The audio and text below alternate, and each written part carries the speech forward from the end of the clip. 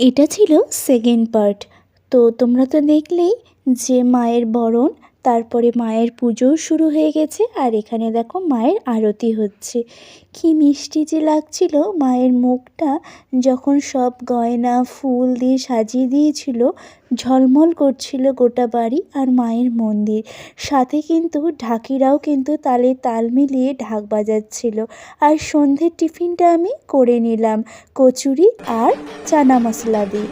তারপরে দেখো আমার সব দাদা বৌদি সবাই মিলে কিন্তু আমরা ঢাকের তালে নাচতে শুরু করে দিয়েছি। বাড়ির পুজো বলে কথা, ঢাকের তালে একটু কোমর না দোলালে হয় বলো তো। তারপরে দেখো এখানে যজ্ঞ শুরু হয়ে গেল। আর যজ্ঞর পরেই তো পুজো শেষ অঞ্জলি দেওয়ার পর। তো প্রায় ভোর রাতেই পুজোটা আমাদের শেষ হয়েছিল। চলো দেখা হচ্ছে নেক্সট ভিডিওতে।